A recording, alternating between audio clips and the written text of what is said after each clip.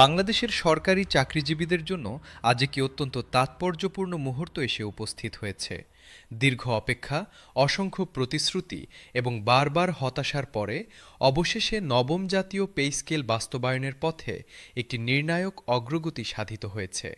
যমুনা অতিথি ভবনে অনুষ্ঠিত উচ্চ পর্যায়ের এক বৈঠকে নবম পে স্কেল চূড়ান্তভাবে অনুমোদিত হয়েছে এবং সরকারি কর্মচারীদের জন্য তিনটি যুগান্তকারী সিদ্ধান্ত ঘোষণা করা হয়েছে।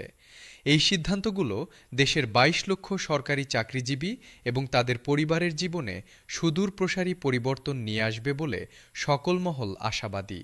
আজকের এই বিশেষ প্রতিবেদনে আমরা বিশ্লেষণ করব নবম পে স্কেলের সর্বশেষ অগ্রগতি ঠিক কতটুকু, কবে নাগাদ গ্যাজেট প্রকাশিত হচ্ছে, কোন তারিখ থেকে নতুন বেতন কার্যকর হবে এবং এই পে স্কেলের তিনটি বিশেষ সুবিধা সরকারি কর্মচারীদের জীবনে কিভাবে ইতিবাচক পরিবর্তন আনতে পারে।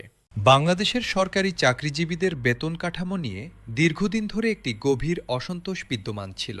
২০১৫ সালে অষ্টম পে স্কেল বাস্তবায়নের পর থেকে দেশে মুদ্রাস্ফীতি, নিত্যপণ্যের মূল্যবৃদ্ধি এবং জীবনযাত্রার ব্যয় যেভাবে বেড়েছে তার সঙ্গে তুলনা করলে সরকারি কর্মচারীদের বেতন যে অপ্রতুল হয়ে পড়েছে তা অস্বীকার করার কোনো উপায় নেই। বিশেষ করে নিম্ন ও মধ্যম গ্রেডের কর্মচারীরা মাস শেষে ঋণের বোঝা মাথায় নিয়ে সংসার পরিচালনা করতে বাধ্য হচ্ছিলেন।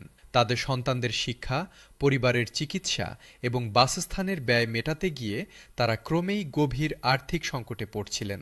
এই বাস্তবতার প্রেক্ষাপটে একটি নতুন ও যুগোপযোগী পে স্কেলের দাবি অনিবার্য হয়ে উঠেছিল। সরকারি কর্মচারীরা শুধু অর্থনৈতিক বৈষম্যের শিকারী হননি, একই সঙ্গে তারা পদোন্নতির ক্ষেত্রেও দীর্ঘদিন ধরে বঞ্চনার শিকার হয়ে আসছিলেন। বিদ্যমান ২০টি গ্রেডের কাঠামোতে পদোন্নতির সুযোগ সীমিত থাকায় অনেক কর্মচারী দীর্ঘ কর্মজীবনেও কাঙ্ক্ষিত পদমর্যাদা অর্জন করতে পারেননি। এই পরিস্থিতি একদিকে যেমন তাদের আর্থিক ক্ষতি করেছে, তেমনি সামাজিক মর্যাদার ক্ষেত্রেও তারা পিছিয়ে পড়েছেন। তাই নতুন পে স্কেলের ক্ষেত্রে শুধু বেতন বৃদ্ধি নয়, কাঠামোগত সংস্কারও ছিল সময়ের দাবি। এই পটভূমিতে অন্তর্বর্তীকালীন সরকার গত জুলাই মাসে একটি পে কমিশন গঠন করে এবং তাদেরকে ৬ মাস সময় দেওয়া হয়। কিন্তু সেই নির্ধারিত সময় পেরিয়ে গেলেও পে কমিশনের কাজ সম্পন্ন না হওয়ায় সরকারি কর্মচারীদের মধ্যে ব্যাপক হতাশা ও ক্ষোভের সৃষ্টি হয়। মাঠ পর্যায় থেকে শুরু করে উচ্চপদস্থ কর্মকর্তা পর্যন্ত সকলেই বিষয়টি নিয়ে উদ্বিগ্ন হয়ে পড়েন। এই